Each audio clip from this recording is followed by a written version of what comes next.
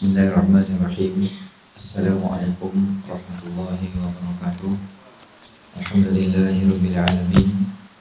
Wassalatu wassalamu ala asyrafil anbiya'i wal mursalin wa ala alihi wa sahbihi ajma'in. Subhanaka la ilma lana illa ma 'allamtana innaka antal alimul hakim. Rabbi shrah li sadri wa yassir li amri wahlul 'uqdatam min lisani yafqahu qawli. Amma ba'd.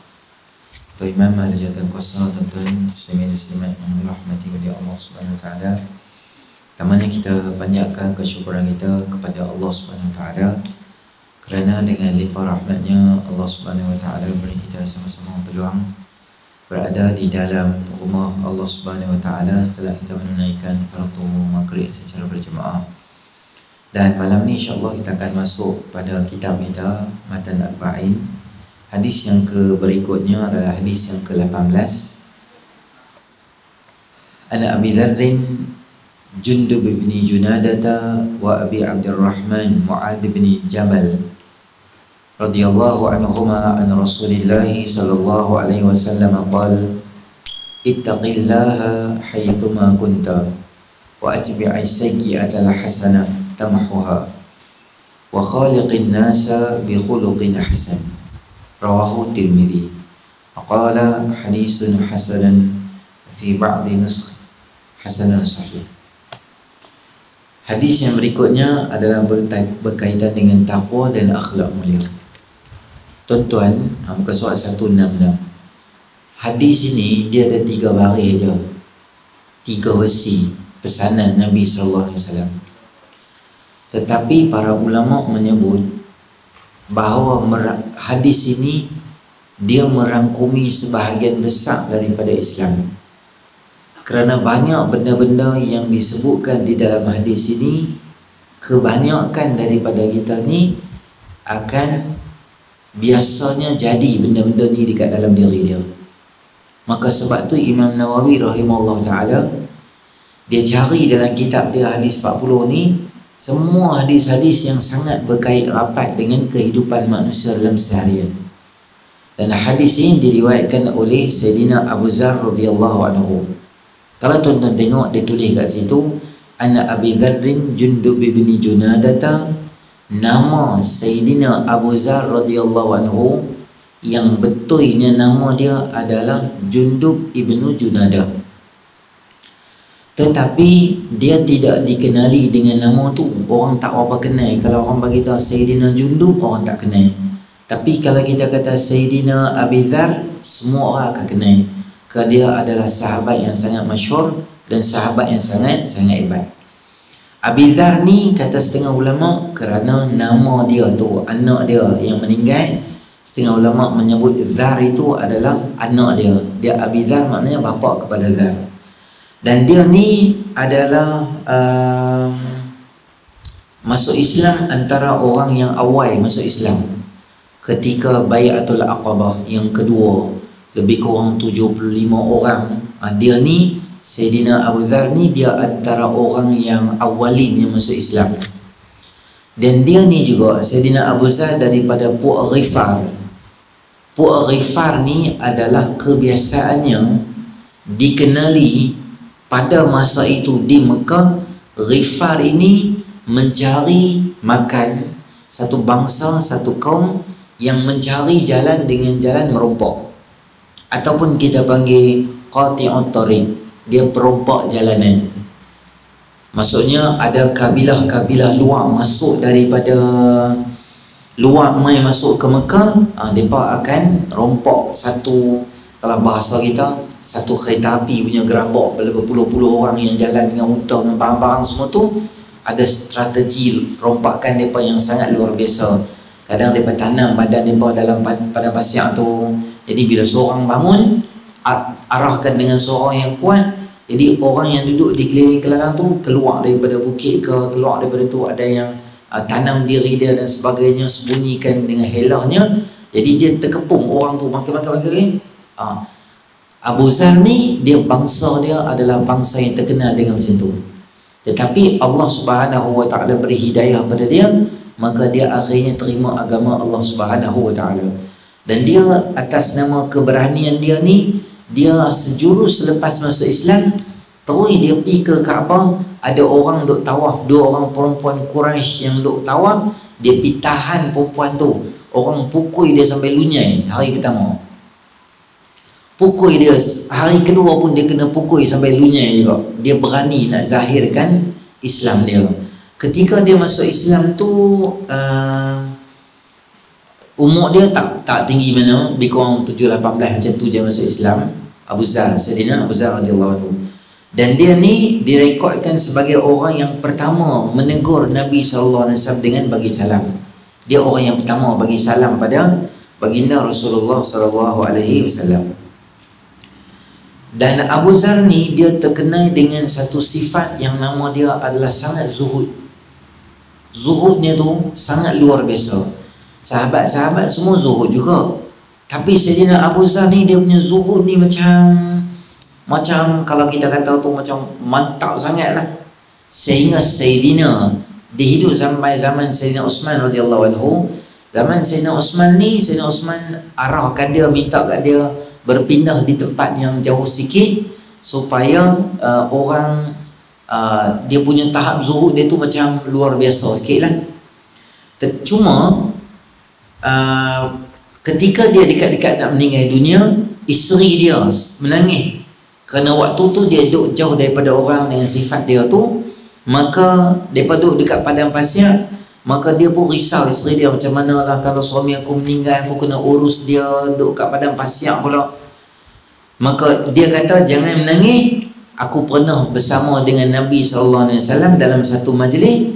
Nabi ada sebut pada aku bahawa di antara kamu semua akan ada orang yang matinya seorang diri di padang pasir, kemudian akan diuruskan oleh sekumpulan orang-orang yang soleh. Kemudian semua yang berada dalam majlis itu, kesemua mereka telah meninggal dunia, melainkan aku sahaja. Jadi akulah yang dimasukkan. Masa isteri dia menangis, dia kata, wahai isteriku hanya menangis. Dulu kami satu grup duk sembang dengan Nabi SAW. Nabi pernah kata, semua dalam crowd ni ada seorang dia akan meninggal solo, seorang dia. Masa dia meninggal itu seorang dekat padang pasir. Tapi mayat dia, jenazah dia, setelah orang tahu, berpusu-pusu orang main dan diuruskan oleh orang soleh dan orang yang baik-baik. Dalam grup tu semua orang dah meninggal dah, dan aku seorang yang tinggal. Dan aku yakin Nabi SAW sebut tu adalah maksudkan pada diri aku sendiri. Betul apa yang disebutkan oleh Sayyidina Abu Zar radhiyallahu anhu. Ketika dia wafat, apa yang berlaku? Kebetulan rombongan daripada Sayyidina Abdullah bin Mas'ud radhiyallahu anhu lalu di situ, dan rombongan itulah yang menguruskan dia. Dan imam sembahyang jenazah kepada Sayyidina Abu Zar adalah Sayyidina Abdullah bin Mas'ud radhiyallahu anhu, dan dia meninggal setelah meriwayatkan lebih kurang 281 hadis daripada Nabi SAW, dan wafat seorang diri ketika di padang pasir yang nama dia adalah Rabazah. Dia on the way nak pergi ke Syria tu pada tahun 32 Hijrah. Itu sebab sedikit lah. Kita tuan-tuan, kalau kita belajar hadis ni, kalau boleh jangan kita ketinggalan mendapatkan latar belakang rawi-rawi hadis ni, kerana semua rawi-rawi hadis ni yang merupakan sahabat Nabi SAW, mereka ini ada kepribadian yang sangat luar biasa, yang hampir mustahil manusia-manusia nak memperolehi kehebatan-kehebatan macam mereka di zaman sekarang ni. Jadi dalam muqaddimah kita Hayatus Sahabah, Abdullah bin Mas'ud radhiyallahu anhu menyebut, man kana mustannan falyastanna biman qad mat fa innal hayya la tu'manu alaihi alfitnah ulaika ashabu Muhammadin sallallahu alaihi wasallam ikhtarahum Allah li suhbati nabiyyi. Kalau hangpa nak cari contoh orang yang dah meninggal dunia. Kerana orang yang hidup ni dia tak aman daripada fitnah. Hari ni dia elok, esok dia tak elok. Hari ni dia tak elok, tiba-tiba dia dapat hidayah, esok dia jadi elok. Hampa tak boleh jangka orang hidup ni dia boleh jadi bolak-balik di hati dia. Tapi hampa pergi cari orang yang dah meninggal dengan keadaan yang mulia. Abdullah bin Mas'ud kata, Itulah para sahabat yang Allah pilih untuk menjadi orang yang berdamping dengan Rasulullah sallallahu alaihi wasallam. Baik. Hadis ni tuan-tuan ada 3 benda. Pertama, kata Nabi sallallahu alaihi wasallam, ittaqillaha haitsuma kunta. Takwalah kamu di mana kamu ada. Takwa ni tuan-tuan, senang kita habaq bahasa kita Tanjung ni kita habaq apa?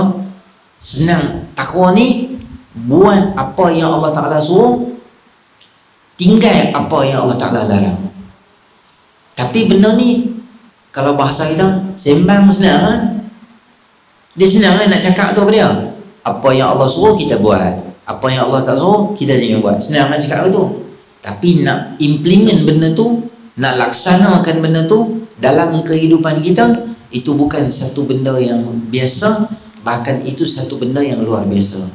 Kerana darjat orang muttaqin, orang bertakwa yang paling tinggi dan sempurna itu adalah orang yang kita katakan apa? Bertakwa. Dan takwa ni tentu yang kita dengar selalu dalam khutbah Jumaat. Allah kata apa? Ya ayyuhallazina amanu taqullaha haqqa tuqatih wa la tamutunna illa wa antum muslimun. Kalau hampa nak takwa dengan Allah, sebelum hampa mati, pastikan hampa punya takwa tu ada maksimum yang paling hampa boleh buat paling tinggi. Masalah dia tuan-tuan, kita tak tahu bila mati. Kalau kita tahu lagi 7 tahun nak mati, maknanya kita boleh buatlah persiapan 2 tahun yang last tu kita bagi lagi takwa sikit. Kita tak tahu. Maka bila tak tahu, persiapan untuk takwa ni hendaklah berlaku dan buat persiapan setiap masa. Dan Allah Ta'ala sebut dalam Quran, Allah kata apa? Syurga ni u'iddat lil muttaqin. Syurga ni disediakan untuk orang yang bertakwa. Orang yang bertakwa ni dia banyak kelebihan yang Allah Subhanahu Wa Ta'ala beri pada dia. Semua dari segi semua benda. Maknanya takwa tu bukanlah satu benda yang senang, yang mudah kita habaq. Kita takut dengan Allah, kita hindarkan apa yang Allah Ta'ala bagi, kita buat apa yang Allah Ta'ala suruh kita buat. Cuma tuan-tuan, dalam hujung hadis tu Nabi SAW kata, haitsu ma kunta, di mana saja hampa ada. Yang ni satu ayat yang sangat luar biasa. Kerana kadang-kadang manusia ini di hadapan orang dia boleh menunjuk kata dia takwa, tapi mungkin dia akan jadi tokoh di belakang orang. Depan orang dia takwa, tepi orang dia belum tentu bertakwa. Dia takwa di tempat orang ramai. Kalau dia berseorangan, dia tak bertakwa. Dia bertakwa di atas bentai. Di rumah dia tak bertakwa dengan isteri dia. Mungkin dia kaki belasah isteri dia, mungkin dia cakap kasar dengan isteri dia. Di luar, Allah manis mulut, orang kata bagusnya dia ni, belanja kawan-kawan semua main-main, open table, nasi kandak Sulaiman 6:30 pagi sampai main beratok, aku buat apa semua apa. Oh bagusnya. Tapi dekat rumah dia tak pernah buat perangai gitu. Rumah kedekupai. Isteri dia kata, abang, cushion kita ni dah 800 tahun dah ni, bila dah tukar? Kita ni kena ingat hidup di dunia ni sementara, kita kena takwa pada Tuhan sikit ni. Ingat ni cushion ni semua tak bawa ke akhirat. Hang tu pula mai tang tak takwa pula. Hang tu kat spoiler baru semua kereta buat kemas sikit. Speaker besar mana tukar. Macam-macam benda beli untuk diri sendiri. Ada masa takwa, ada masa takwa. Yang tu Nabi SAW kata, betul-betul tang mana hang duk pun hang kena takwa.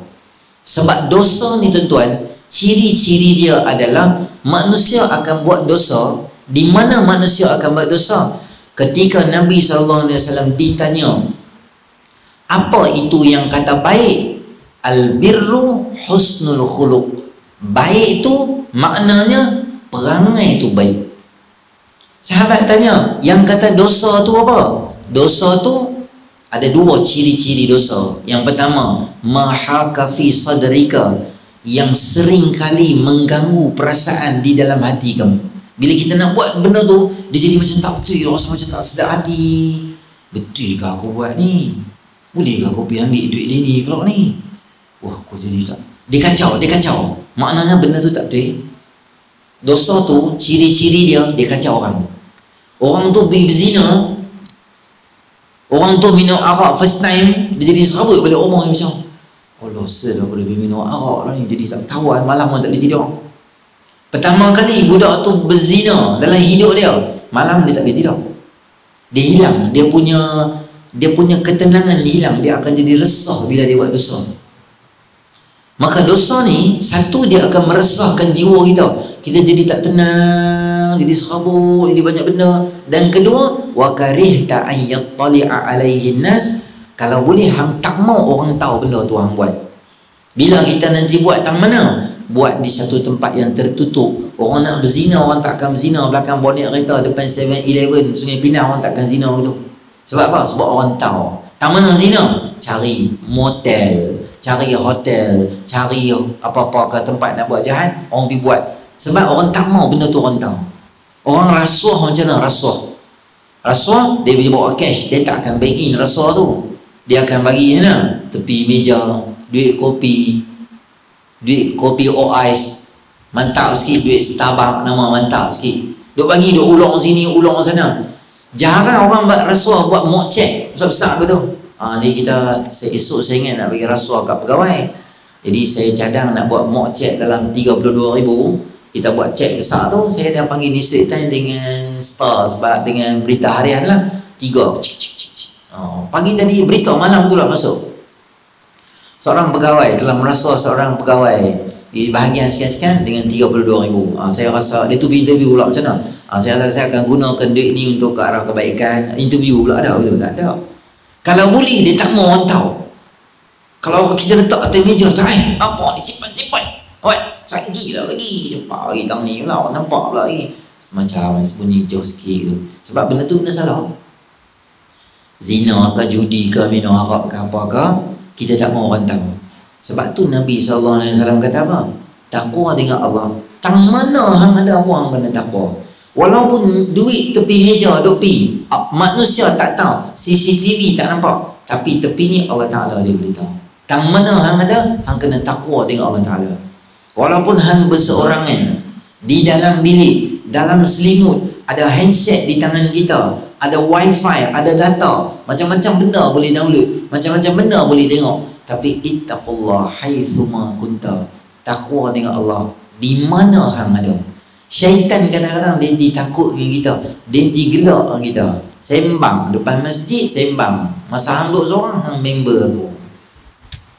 Hang duduk ramai-ramai, hang musuh aku. Aku tak suka kat hang. Hang benci dengan aku. Sebab hang tasbih, subhanallah, subhanallah. Mata putih ni atas dah. Macam bertakwa sangat dah. Tapi hang balik rumah, hang pergi buat segala dosa semua hang buat. Masa tu hang kamcing, hang member dengan aku baik. Sebab tu kita kena jadi orang yang bertakwa di mana sahaja kita berada. Bukan di masjid suraunya, di rumah, tempat kerja, bukan di Pulau Pinang ya. Dia takut di Pulau Pinang, orang semua tahu. Sebab aku ada dadi punya geng, janggut punya geng. Aku pergi Johor lah, pergi Muar, boleh duduk dengan markah Singapura seorang. Bukan orang tahu. Dia suap aku ayam, aku suap dia kopi cappuccino. Dua orang. Orang bukan tahu aku duduk Muar. Ittaqullah haitsuma kunta. Kena geng Syekh Yusuf ni dia pergi khusus kat Johor pula jumpa dia tu. Ini macam duk kaki masjid. Kitab ni penawar bagi hati, boga ketiak. Kitab tasawuf. Fiqh manhaji ketiak satu lagi. Tengkok depan ni Muniatul Musalli. Di mana? Di Pulau Pinang. Di Johor hantu ayam. Contoh.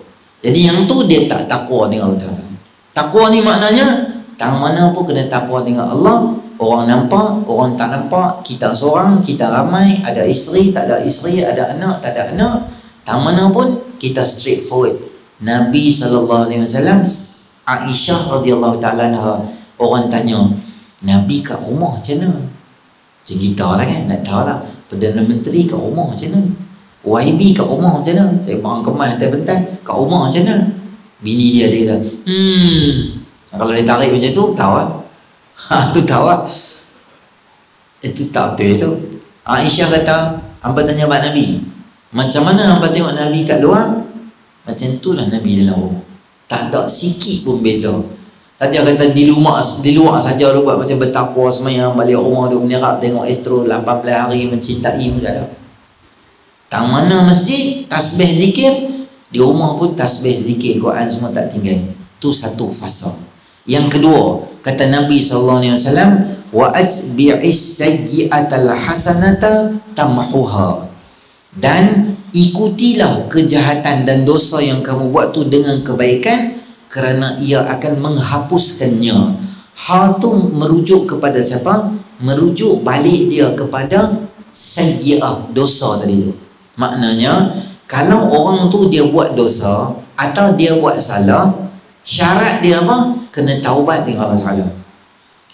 Imam Nawawi di dalam Riyadhus Shalihin, Imam Nawawi di dalam Ihya, di dalam Syarah Muslim menyebut pada kita bahawa kalau kita buat dosa, kita kena taubat. Syarat taubat mesti menyesal. Berhenti, jangan ulang. Menyesal, berhenti, jangan ulang. Tu nama dia taubat. Bila kita dah taubat, mesti kita ni buat amal yang soleh. Tu syarat dia taubat.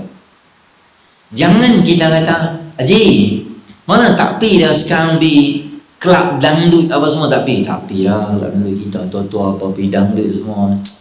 Sudahlah dulu-dulu. Haji, ni Haji tak bawa markah-markah ronda belakang sigit semua. Allah, tak boleh yang tu dulu-dulu muda-muda. Sekarang semua tak buat lah yang tu semua. Haji tak main lah judi-judi, spot toto damacai semua, tak main lah yang tu semua, tak buat lah. Bagus dah. Apa? Judi tak buat, zina tak buat, dosa tak buat, semua dia kira semua. Semayang tak buat, puasa tak buat, apa kira apa pun tak buat, dosa saja ngengah gitu ya. Yang tu tak nama taubat. Taubat ni apa? Tak buat benda dosa dan kena buatlah benda baik. Hang berhenti berzina, hang berhenti main judi, hang berhenti pi dangdut, gelek dan sebagainya, hang mesti mula semayang balik. Insah balik, berhenti balik. Dulu kita buat dosa, sekarang kita mesti cover balik dengan berapa banyak baik yang kita boleh buat, kita buat baik balik. Kita cover balik semua benda-benda jahat. Sebab tu Nabi SAW, kalau tuan-tuan tengok dalam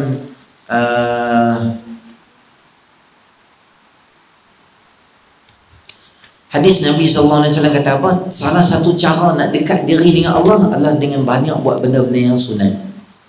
Kita hari ni tuan-tuan, dulu zaman dulu lah, merepek-merepek yang tu semua macam ni lah. Apa-siapa akan tengok ceramah ke apa sikit jadi bagus. Ada kawan main nasihat dapat hidayah. Ada jamaah tu main rumah buat gas ke apa ke sikit, adalah jadi bagus sikit. Tapi dulu-dulu zaman tu kita kena buat apa? Kena cover balik, semayang balik qabliyah ba'diyah, semayang hajat, semayang taubat, banyak buat benda-benda sunat, buat benda-benda baik, derma banyak, dia buat tolong orang banyak. Tengok dalam internet orang susah ke apa, bank in 10-15 ringgit kat dia tu, bagi bantu dia, rumah dia tu terbakar, tolong sikit. Yang mana ada benda baik, kita buat. Jadi semayang-semayang dulu kena qada balik lah. Tak boleh buat istighfar begitu saja, begitu tak boleh. Dia kena ganti balik semua semayang-semayang kita, semayang tu qada balik. Dulu kita tak puasa, Amoy tinggal ustaz, ayah saya awal-awal tak kahwin, sebelum-sebelum dulu duduk dengan member semua, biasalah ustaz tahu lah, merepek semua. Kita apa? Sekarang dia elok kan? Pelan-pelan ganti balik. Isnin, Khamis, Isnin, Khamis, Isnin, Khamis. Ada Asyura ke apa? Selit, jangan tinggal. Ada yang tu dia kata apa-apa, kena puasa-puasa tu bagi apa? Bagi ganti balik semua-semua tu. Itu amalan yang sangat baik dan sangat terpuji. Okey. Kalaulah dosa tu dengan manusia. Dosa tu dengan manusia, tuan-tuan kena tambah. Menyesal, berhenti, jangan ulang, bayar balik hak dia. Kalau dulu kita ambil duit dia, kita ambil motor dia, kita mengumpat dia, kita fitnah dia sampai bisnes dia jahanam, kita rosakkan hubungan suami isteri dia sampai bercerai-berai, mesti pi jumpa dia, mesti pi mengaku balik, kata minta maaf lah aku yang viralkan benda ni sehingga hang jadi bercerai-berai apa semua ni. Duit hang dulu aku ambil RM100, aku kena bagi balik. Tu semua bila hubungan sesama manusia, walaupun RM1 kena bagi balik duit dia. Tapi tak jumpa, tak tahu pergi mana. Sebab dulu saya duduk dekat Selangor ustaz, kami main kod. Masa kami mengikut di hujung-hujung kami mengikut tu, lalang kena PKP. Contoh dia ni pergi situ, dia ni pergi sini. Ataupun cerita dulu masa sekolah menengah, zaman college dulu, main tang kita lari, kita tak banyak duit dia tu. Tanya member college tak dapat, dia tu semua tak ada dah, meninggal dah. Adik-beradik dia semua pindah pergi tempat lain. Kita tak dapat hubungi orang tu dah untuk bayar hutang tu balik. Banyak soalan-soalan macam ni tuan-tuan. Barang orang kita ambil, tapi kita tak tahu nak bagi kat siapa balik benda tu. Kita pergi curi. Curi kat mana? Siwah Julutong. Dulu siwah Julutong kat DIY sekarang ni kan, kita pergi curi apa? Baju, seluar apa semua kita pergi curi. Lah tak tahu siapa dia, toke semua contoh lah. Siwah pun jahanam lah. Sama ada siwah lah, tukar jadi share semua kan. Atau barang siapa-siapa kita ambil ke apa, kita tak tahu nak bagi balik dekat siapa. Ulama sebut kata apa? Imam Ghazali cadang di dalam Ihya, kita buat baik, duit kita tu RM100, katalah kita hutang pak penakang kita. Pak penakang kita pun dah meninggal dah. Dia pun tak ada anak, dia pun tak kahwin, dia seorang, dia meninggal dah. Tak pun macam mana nak bagi ni? Kita dah ingat nak bagi, kata meninggal aksiden. Kita ambil duit tu RM100, kita ingat boleh ditabung masjid ke, derma ke, ingat ya Allah, ni hutang aku pada dia. Aku pun tak tahu tak mana nak cari dia, meninggal dah. Moga-moga dengan sifat rahmat dan rahim Allah, Allah akan maafkan kita dan jadikan itu sebahagian daripada ganjaran, seolah-olah dia sendiri yang bersedekah masa dia hidup tu. Allah sampaikan ganjaran dan bantu dia di akhirat. Yang tu satu-satu cara kita boleh buat. Kita tak tahu lah orang tu hutang ke orang ke, tapi syarat dia tuan-tuan, wajib pergi cari dulu. Ada grup WhatsApp ke, hampa kenal tak dia ni, hampa kenal tak dia ni, kena cari. Kalau dia dah meninggal, isteri dia, waris dia, mesti pergi bagi duit tu kat tangan dia. Kalau tak ada, tak apa, kita nak buat macam mana, kita pun tak tahu dah. Derma macam tu. Katalah contohnya, selepas 3 tahun, kita hutang dengan satu member kita RM1,000. Cari sini, cari sana, tak jumpa. Kita pergi bank, kita buat apa? Kita bawa dalam tabung masjid. Lepas 3 tahun, kawan tu main Pulau Pinang. Dia kata dia meninggal dah. Kita pun tak tahu bank ni derma. Tak tahu dia main satu hari, dia telefon kita. Oi, hang kenal aku? Kita tak kenal. Dia cari-cari, hang ke meninggal dah? Tak, aku hidup-hidup lagi. Hang pandai hang hutang aku, betul hang kata aku mati pula. Dah betul-betul tak tipu kan hang. Dia kata aku nak jumpa duit aku mau balik. Duit hang puluh mak. Tak apa-apa, kita jumpa. Dan sebenarnya duit hang aku dah derma dah masjid. Tuhan dah bagi kat hang duit semua dah, pahala semua dah, hang minta aku. Tak boleh. Kalau dia tu kata hang derma betul, apalah, kira pakai duit derma tu bagi kat aku lah, okeylah settle. Tapi kalau dia kata derma banyak cantik muka hang derma, aku pun duk derma, hang pun duk derma, ni duit aku ni nak buat gila, main balik RM1,000 aku, maka wajib kita bagi balik duit dia tu. Jadi derma yang kita buat tu, dia akan transfer masuk akaun kita. Seumur hidup kita tak pernah aku derma RM1,000. Apa dah muka Allah paksa derma RM1,000 nak ambil balik pun tak boleh dah. Takkan nak main jumpa masjid. Boleh main jumpa masjid boleh? Tak boleh macam dia tu lah. Dia tu nak derma tu kedekut paip punya kaki. Satu hari tabung lalu orang semua duduk derma-derma. Ada satu brother kat belakang dia, panggil dia kat belakang. Dia dah kan, dia tu bagi 50 ketik, dia suruh bubuh kat tabung depan tu. Dia pun ambil, RM50 bagus dia ni. Dia pun bubuh tabung. Tapi dia tengok muka dia tu, apa dia ni, aku tak pernah jumpa orang derma RM50. Dia nak salam jumpa dia tu tau. Orang komen semua, dia follow dia tu. Tak mana nak ikut semua dia ikut. Lepas semayang doa, dia semayang. Orang semayang sunat, dia tunggu belakang tu. Assalamualaikum, doa semua dah. Terus dia pergi kat dia tu, dia pegang 2 bau. Abang bagus tu, saya tak pernah jumpa hidup dunia 47 tahun. Saya tak pernah jumpa orang bagus macam abang kan. Derma RM50 tabung masjid, abang bagus dia. Dia tu duduk usia atas bawah, dia pegang bau dia tu, dia kata, abang lah bagus dia kata. Dia sawat lah. Dia kata, duit tu bukan duit aku, duit ang lah tu. Duit ang nak keluar pada poket belakang. Aku bagi kat hang tu, duit ang tu simpan dalam poket, yang pergi derma apa? Allah, silap pergi bagi pula. Awak tak abang duit aku. Nah mana aku nak abang, aku tu baru Jumaat, mana boleh cakap. Allah, serabut yang tu, duit ada aku nak pergi makan tengah hari pula. Dia masuk balik dalam masjid. Tok Imam duk kira adik mana dia main. Dia dah, ni ustaz, ni apa imam, saya silap bagi derma, boleh bagi saya RM50 saya balik. Saya bagi RM10 ganti.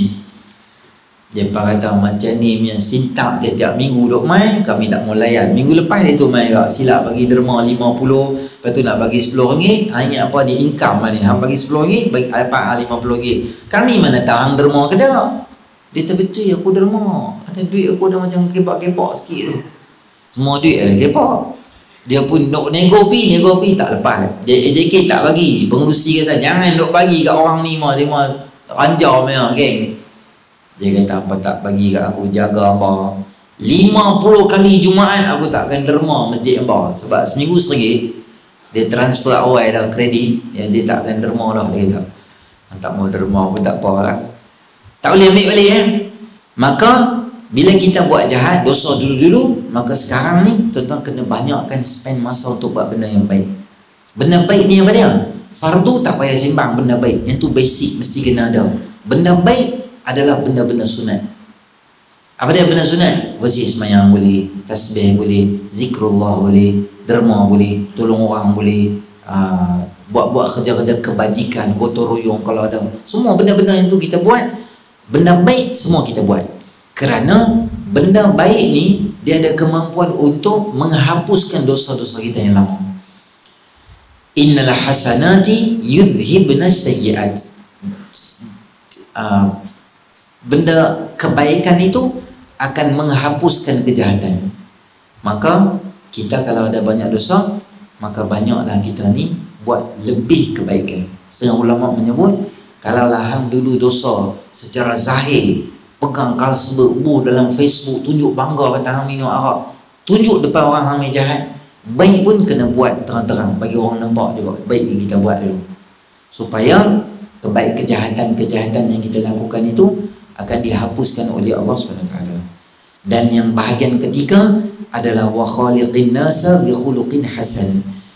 Tunjuk, buat perangai yang baik dengan bergaullah manusia dengan akhlak yang baik. Tuan-tuan muslimin rahmati oleh Allah SWT, akhlak yang baik ini adalah satu martabat yang sangat tinggi dan mulia, yang Nabi SAW menyebut khiyarukum ahasinukum khuluqan. Orang yang paling bagus di kalangan hamba bukan kaki tahajud, bukan kaki baca Quran, bukan kaki tasbih, bukan kaki zikrullah, semua tu letak tepi.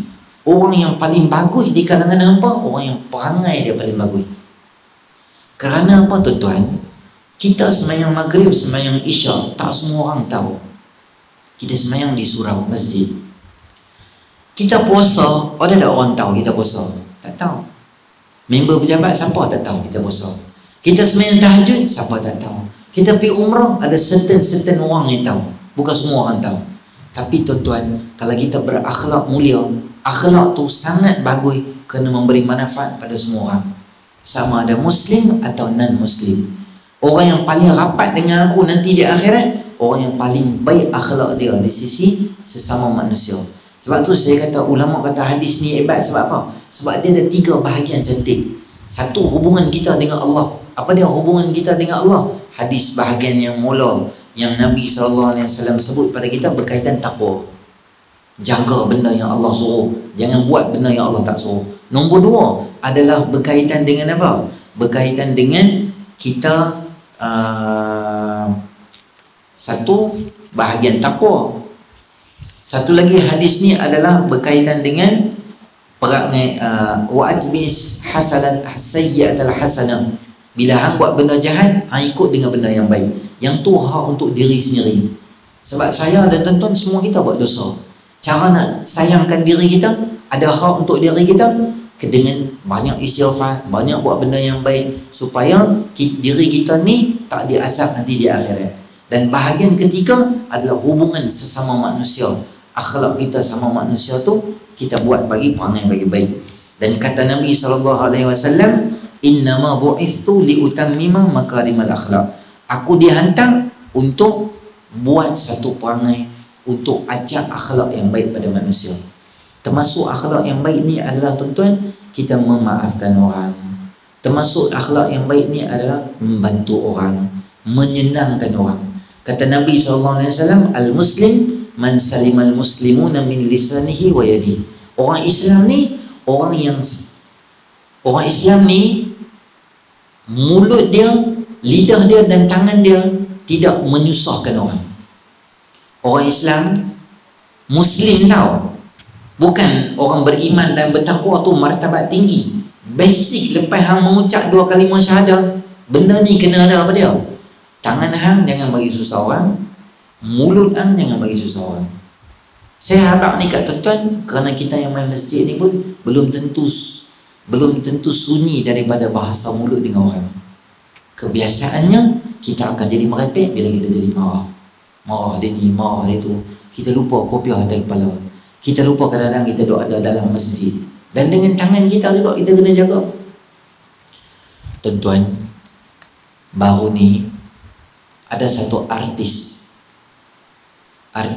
di negara kita yang tersebar video anak dia. Apa anak dia buat? Anak dia dengan satu pasangan kasih lelaki perempuan. Anak dia perempuan lah. Dia ada cium lah. Tuan-tuan tahu ke tak tahu, saya tak tahu lah. Cuma saya abang kat tuan-tuan. Saya tak mau cerita pasal kes tu, saya tak mau cerita pasal artis tu. Saya nak cerita tuan-tuan pendirian kita kalau main isu-isu macam ni. Kita tuan-tuan, kalau sampai, saya mohonlah kerjasama, kalau sampai video-video macam ni dekat telefon kita, grup WhatsApp kita, boleh tak saya minta kerjasama, jangan forward video-video ni. Kerana benda-benda ni melibatkan maruah orang, melibatkan ayam muka. Kita tak kira anak dia, kita kira mak dia. Sebab saya yakin di dunia ni tuan-tuan tak ada mak dan tak ada bapa yang nak kalau anak dia jadi macam tu. Anak mak kita tak pernah ajak anak kita jadi tak elok. Semua orang kalau tuan-tuan tanya, mau anak jadi elok, mau pergi sekolah elok, buka sekolah agama berebut-rebut semua orang masuk. Sebab apa? Sebab kita nak anak jadi elok. Dan anak jadi elok ni tak tentu. Kadang-kadang hang bapa ustaz, belum tentu anak jadi elok. Kadang-kadang bapa dia tak pergi sekolah pun, biasanya, tapi anak jadi alim, orang soleh, orang baik. Kita tak tahu. Kadang-kadang naluri anak kita dia tak sama dengan kita. Kita usaha nak ajak dia macam mana cara yang baik. Sebab kita dah jahat dulu, kita tak mau benda tu jadi anak kita. Tapi kadang-kadang pengaruh anak dan sebagainya.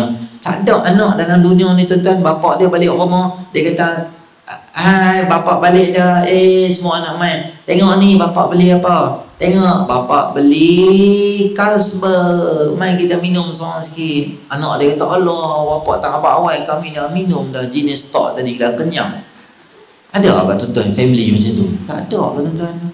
Mak dia kata, mak balik kerja hari ni, ada beg-beg mak ambil Zat. Alright, mak ada beli syabu sikit, ambil camca saya dengan jauh, dengan lilin pakai isap dada seorang sikit. Straw cendol yang mak beli kemarin ada.